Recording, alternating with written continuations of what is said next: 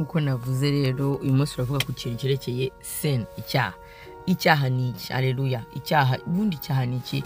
Tubivuze mu bintu biri simple, utarinze kuba umunyamwuka cyane cyangwa ngo bikabye, ariko icyaha ni rebellion against God's will or against God's ways or against God's word. Okay, icyaha ni rebellion ni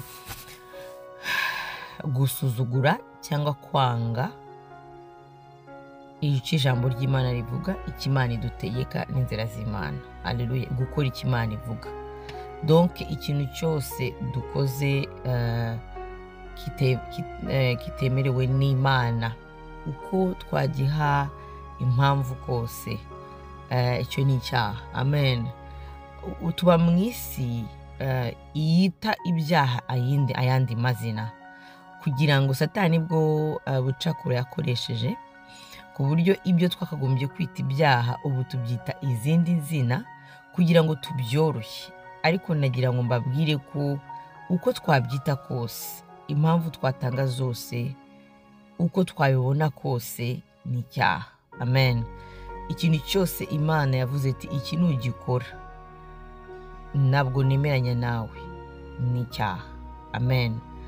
Reka tujye no mu kintu cyo hari ibintu dufata tukumva it's okay, tukumva ko nta kibazo Imana ibubyumve. No, ntabyo yumva kuko icyaha ni icyaha. Kandi ikibabaje nyine tugwa muri uwo mutego twese, kuko Satani ujye umenya ko afite ubwenge bwinshi cyane, kandi umenye ko ibintu by'ijuru abizi, yabayeyo. Mu mateka bavuga ko Satani rwose yari yegeranye n'Imana cyane ku buryo yari afite amapeti. Okay, nagiye no kureba rebellion, icyo bishatse kuvuga mu Kinyarwanda ni ukwigomeka. Amen. Kwigomeka, kwikomeza, gusuzugura, kwihagararaho, kwishyira hejuru, ubwibone, kuko buriya iyo twangiye Imana twabishaka tutabishaka haba harimo ubwibone bwishe indani. Ikintu cya mbere Satani cyamutumye Imana imuvuma, ikamuvana mu ijuru, ikamuvuma pe, ikamuzana ku isi, ni ukubera yuko yishyize hejuru. Yashatse kuruta ubwenge Imana, ashaka kwigira Imana. Haleluya. Burya iyo tutumviye Imana cyangwa tugakora ibyo twishakiye cyangwa tugashaka kwicisha inzira, kandi ababwiza ukuri, muri twebwe haba hari ubwibone no gushaka kwigira Imana. Muri make ni icyo cyaha, kuko Imana ntabwo izapartaja, iravuga ngo ntabwo glory yayo, ubukuru bwayo, sibyo, the glory, sibura bwo cy'Inyarwanda, ariko ubukuru bwayo, ubwiza bwayo, ubumana bwayo ntabwo izabuhundi. Amen. Ntabwo ishobora kwemera icyo kintu. Amen. Rero icyaha ni ukwigomeka. Amen. Mu Kinyarwanda ni kuvuga kwigomeka, ko ndabirebye rebellion mu cyane ikintu ngo kwigomeka, mu Kinyarwanda no kwigomeka. Reka ariko njye mbivuge mu rurimi numva kuyambase kubisubiza neza. Reka mbyite usuzugura, kwanga, kumva. Amen. Gukora icyo Imana itavuze gukora. Tuvuge mu ijambo ry'Imana baravuga kubabarira, katuvuge gutyo, ariko twebwe tugashaka kwanga kubabarira. Reka tuvuge gutyo, sibyo? Icyo nubwo cyaba gifite impamvu, reka ndababwiza ukuri, sibyo? Hari ibintu vire mureba ukavuga uti this is.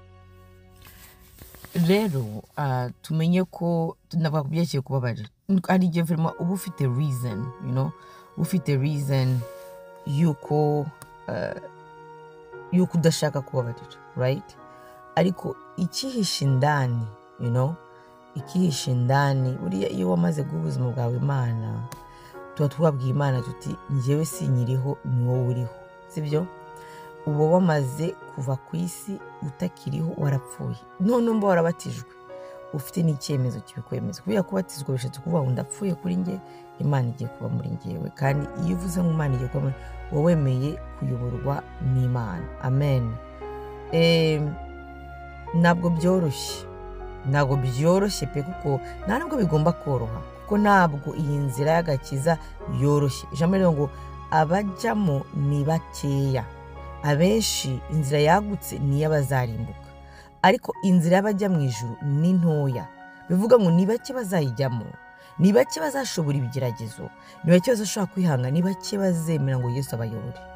Yes, kuko kwemera kuyoborwa na Yesu ni ugupfa kuri wowe no kuri kamere zawe. Maze kwiga ko hari ugukizwa no kugira kamere. Ushobora kuba waremeye Imana ariko ugifite kamere mbi pe. Kandi izo kamere n'iz'Imana nyine bije gukiza. Kandi tugomba kwemerera nyine Imana ikinjira muri izo kamere. Kuko niho agakiza kari, niho agakiza kagaragara. Nuko tuvuge nimba ari umuntu urakara ugomba kureka kurakara. Wari umuntu utabarira ugomba kureka kubabarira. Bikagufata imbaraga kuko ni umudayimoni uri kubamo kuva igihe kinini. Wari waravukanye nawe, ubana nawe, ukamugendana nawe, akakoresha ibyo ashaka, ariko rimwe Imana ikakugenda urumuri rikakwinjiramo. None Imana ikavuga ati ndago nshaka gukomeza kubana n'uyu mudayimoni. Wowe rero ukanga, urumva uyu mudayimoni ntabwo azapfa kukwemerera. Kuko iyo umudayimoni ngo aba mu nzu y'umuntu, burya iyo umudayimoni aba mu muntu aba yemerewe yuko ari inzu ye. Murabyumva? Ibyo ni ukubyumva. Umudayimoni iyo aba mu nzu y'umuntu, iyo aba mu mubiri w'umuntu, muri roho y'umuntu, mu bugingo bw'umuntu, aba yakugize uwe. Kandi abadayimoni ntabwo bapfa kukuvamo kuko bashaka gukomeza gukoresha igikoresho cyabo.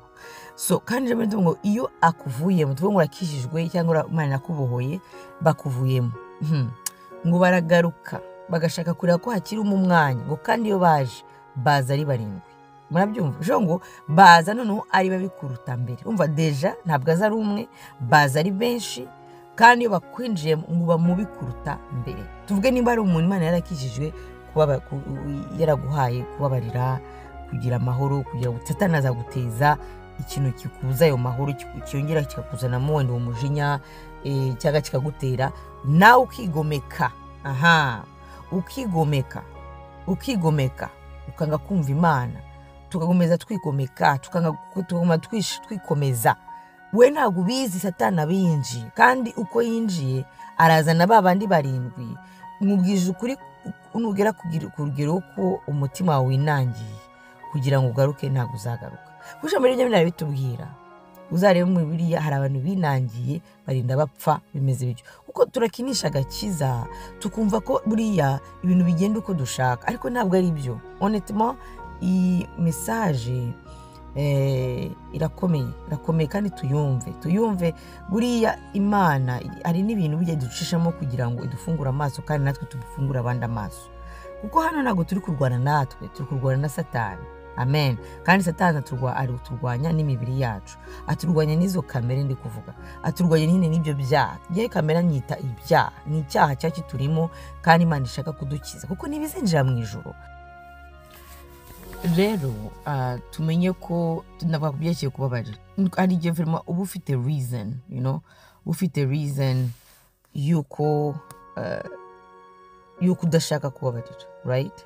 Ariko ikihishe indani, ikihishe indani, buriya iyo wamaze guha ubuzima bwawe Imana, tuba twabwiye Imana tuti njyewe sinyiriho, ni wowe uriho, sibyo? Uba wamaze kuva ku isi, utakiriho, warapfuye. None mba warabatijwe, ufite n'icyemezo kibikwemeza. Kubiya kubatizwa bishatse kuvuga ngo ndapfuye kuri njye, Imana igiye kuba muri njyewe. Kandi iyo uvuze ngo Imana igiye kuba muri wowe, wemeye kuyoborwa n'Imana. Amen.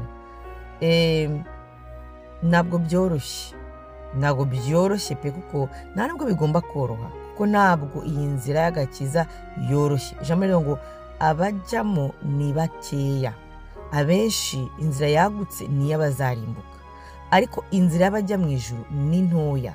Bivuga ngo ni bake bazayijyamo, ni bake bazashobora ibigeragezo, ni bake bazashobora kwihanga, ni bake bazemera ngo Yesu abayobore. Yes, kuko kwemera kuyoborwa na Yesu ni ugupfa kuri wowe no kuri kamere zawe.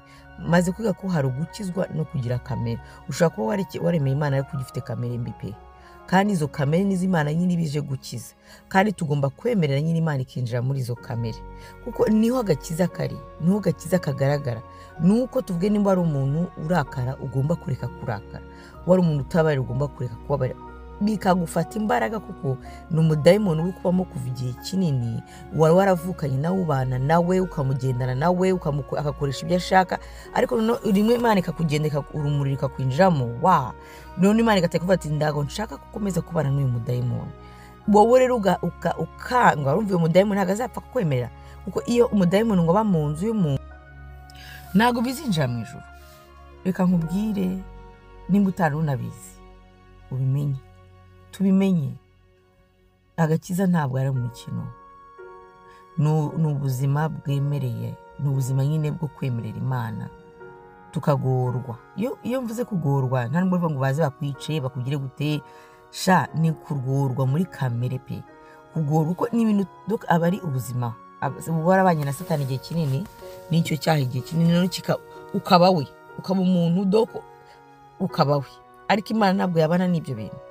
No mpamvu igomba kuza idukiza izo kamere nyine, ivyo bitekerezo bibi, uko kwigomeka, ubwibone, kutababarira, kwishyira hejuru.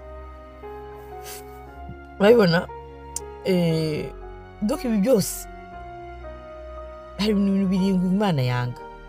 Ibintu birindwi Imana ngo yanga n'umutima we bose, harimo ubwibone, kutababarira, ururimi ruteranya. Ibintu byanditse mu migani bishatse kuvuga iki rero? Ntabwo bino bintu ari imikino, ntabwo ari imikino. Icyaha ni ikintu cyose dukora Imana yatubujije. Icyaha ni ugusuzugura Imana, icyaha ni ukutumvira Imana, kandi icyaha ngo kigana ku rupfu. Nta handi kigana. Ushobora kubona ugenda ariko mu mwuka warapfuye pe. Ntabwo ushobora gusengera ku cyaha noneho tugeze kuri level twemeza icyaha muri twe tukakigenderamo, tukanavuga ngo tugiye kugisengana kandi Imana iracyumva. Ntibishoboka, ntibishoboka, ntibishoboka. Kuko Satani yaje guhindura ibitekerezo byacu, abishyiramo uburozi. Handi Paul yavuze ati, ninde wabaroze? Who bewitched you? Ninde waje babwira ikindi kigisho ntababwiye? Kuko umenye ko turakorana n'imyuka myinshi cyane ku isi, kandi bose bafite intego, bafite intego. Hari intego ebyiri ku isi, nta zindi. Nushaka ureka ibindi, intego y'uko ujya mu ijuru, intego y'uko ujya kwa Satani. Umuntu wese uje mu buzima bwawe aba afite intego imwe, ni ukujyana mu ijuru cyangwa kujyana kwa Satani. Natwe Imana yaduhaye, hari ikintu Imana yaduhaye idashobora kwinjiramo, idashobora kukurwanya. Ni ikintu cyitwa amahitamo. Imana iduha guhitamo, bivuga yuko ntabwo ishobora kuza nayo ngo iguhitishe, mbese iguforce, iguhe ku gitugu guhitamo ubugingo, ngo hitamo kunyumvira. Nubwo uko biri kose, no, we irakwereka icyo ugomba gukora, na Satani akakwereka icyo ugomba gukora, n'uwo ugomba guhitamo. Iryo hitamo rero, yaba Imana yaba Satani, ntabwo ishobora kuryinjiramo. Iryo ni ryo ry'umuntu, ni naryo rizatuma Imana iducira urubanza, kuko yaduhaye iyo capacity, yaduhaye izo mbaraga zo guhitamo.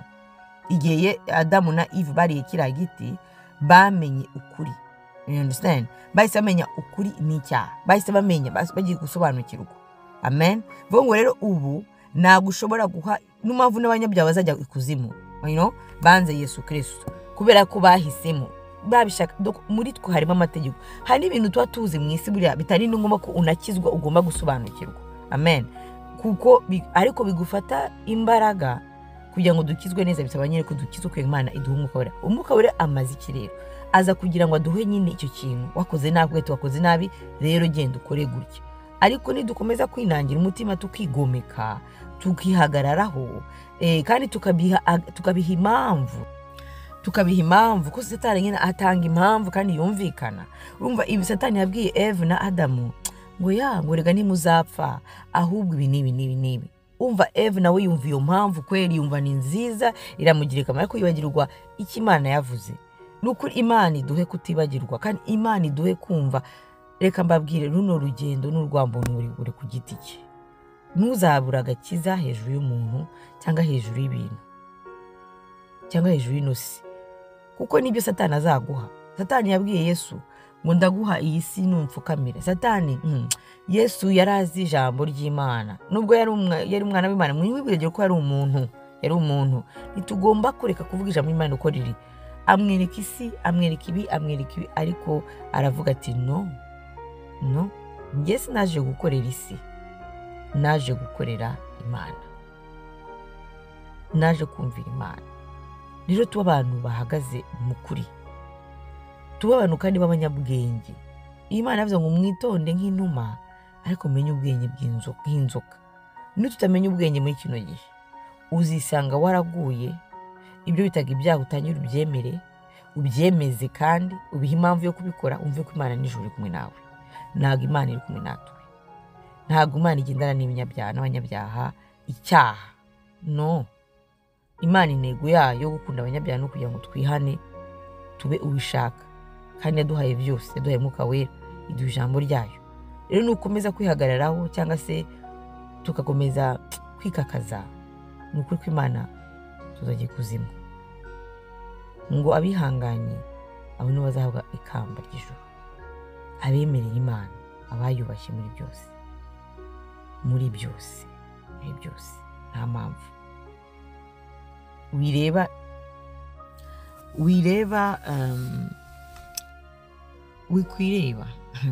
kuko niwireba uzapfa, ariko nureba Yesu uzabaho.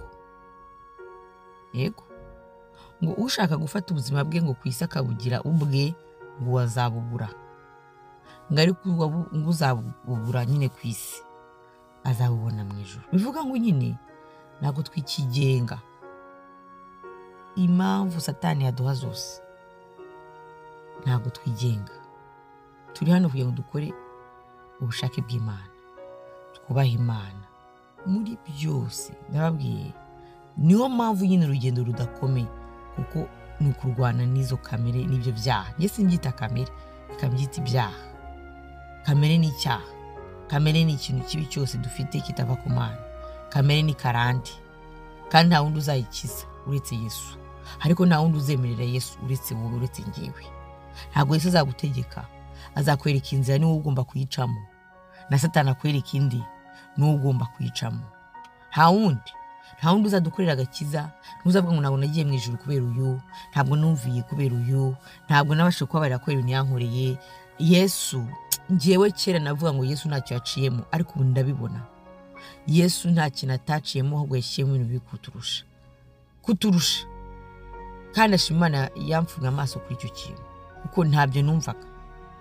Ariko rero Yesu niwe nzira, niwe bugingo, niwe ukuri. Ubugingo inzira ntabwo ziri mu bantu, inzira ntabwo ziri muri twebwe, inzira ntabwo ziri mu bitekerezo byacu, ziri muri Yesu. Yesu rero yakora iki muri situasiyo yawe? Yesu yakora iki mu byo uri gucamo? Yakwitwara ate? Adusaba iki? Kuko nubikora uzabubashya Imana, uzabubashya Imana, usinze Satani, kandi nawe ubwawe ubohotse. Mwumva ibintu biba, kuko ubohotse nyine icyo cyaha kikuvuyemo. Ariko nukigumbira ukagikomeza kwikakaza, ugakomeza kwinangira umutima, kizakubamo, nikimara kukubamo kibyara umuzi, kibara kikubyara, ubundi kikwica. Kikwica mu buhe buryo? Kikuvana mu muhamagaro, n'ubu kigendana n'Imana, ukazarinda upfa.